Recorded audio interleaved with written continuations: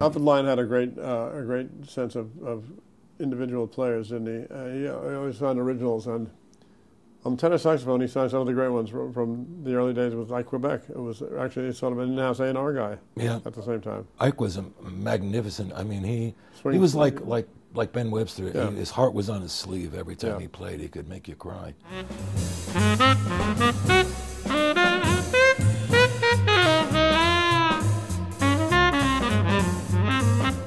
It was extraordinary, and then he had a pivotal role in getting Alfred into modern jazz. Yeah, brought him up to Introduced Holland, him to Art Blakey and Thelonious Monk and Tad Dameron and all those people. So I mean, he was important to Blue Note on a lot of levels.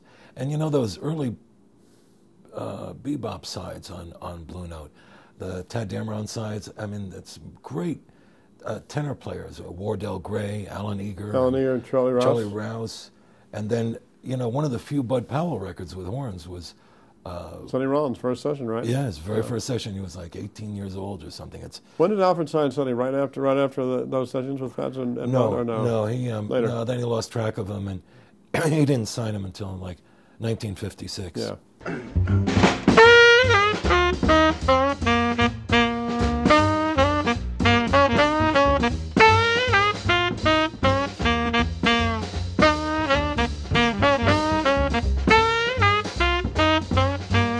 One Sonny Rollins record that I love very much is it was really a pace-setting album, and it's too was the one at the Village Vanguard. Yeah, me too. Yeah. And then you did another one with Joe Henderson in that very same spirit. Yeah, we did. That was the first music I'd ever heard without a piano or a guitar providing chords. Yeah. And in the hands of lesser people, it could be a disaster. But with Sonny Rollins and Elvin Jones and Wilbur Ware, it was just magnificent artistry. And yeah, like 20 years later, 25 years later, Stanley Crouch called me, and with the idea that why don't we try to do the same kind of thing with Joe Henderson. So we got Al Foster and Ron Carter and pulled up a list of tunes that Joe had never played. And when Alfred Lion heard that album, he said it's the best album ever made on Blue Note. Really? Do you remember this? No. He did indeed. He said it's the very best album he ever heard on Blue Note Records. Yeah. I said, Alfred, you made some great records, And Joe Henderson was his discovery.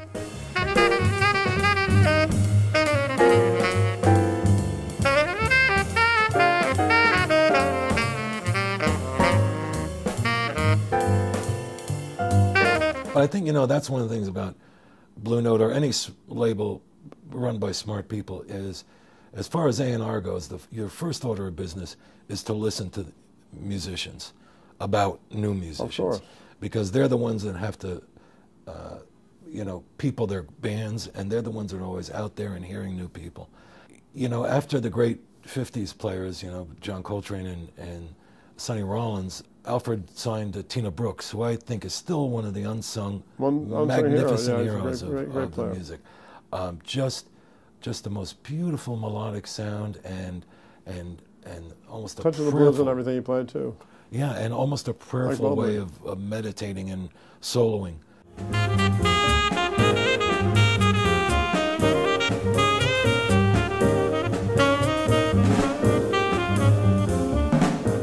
That was just really extraordinary. He and Hank Mobley, I guess. Yeah, let's talk about Mobley for a minute, because he's another one that was a latecomer in terms of recognition.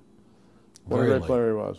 Yeah, I mean, when he came up was with the original Jazz Messengers with Art Blakey, and I think at the time, since the sound of the tenor saxophone was either the Sonny Rollins direction or the tighter, more metal mouthpiece John Coltrane sound, that I think guys like Hank got overlooked because of their sound.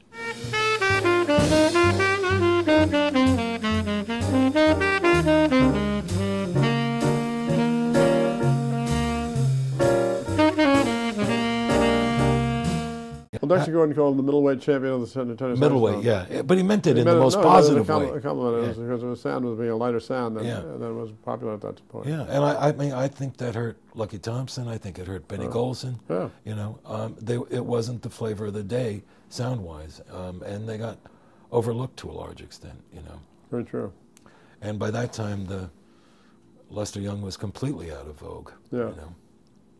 But I think Alfred came into the '60s with some heavy guns in the form of Joe Henderson and Wayne Shorter. And how about Johnny Griffin?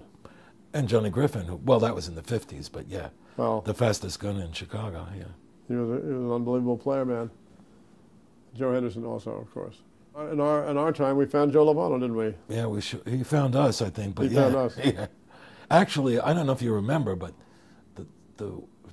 we had seen it, Joe, a couple of times. But what really was the catapult to signing him to Blue Note was a total accident. When we signed John Scofield, his first album, Wayne Shorter, was supposed to be the tenor player on it, and then that's true. And then Wayne couldn't make it, and John got Joe Lovano. You don't know, but before then, I never told you this, I guess, but you know, I actually ended up committing to Joe Lovano even before then. Really? I got a call from Peter Erskine to go down to see his band at Sweet Basil's, and the band was great. And I guess the word is I slept on him, you know. And then that night he just was so on fire. I said to him afterward, I said, "You got to be on Blue Note Records, man." And I gave him my card, and he called me back, and he said, "You serious?" I said, "Yeah, but we don't have any budget left, so we had Namikawa do it in Japan. The first record we did through our sister company in Japan."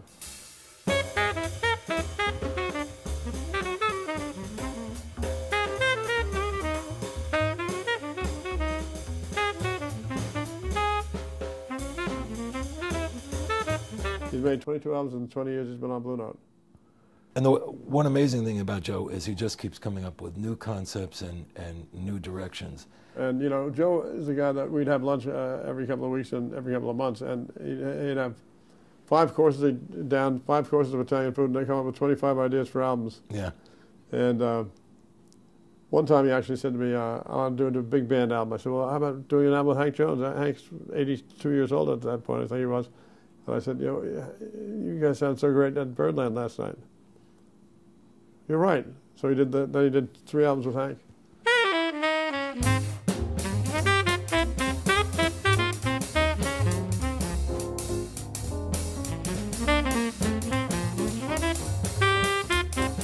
Out of the blue, he pulled this idea out of his hat called Us Five, which is tremendous. That's Bronze Spalding on bass, James Weidman on piano, 2 drummers, Otis Brown and Mela from Cuba. Francisco Mela, yeah. And Joe, and it's unbelievable.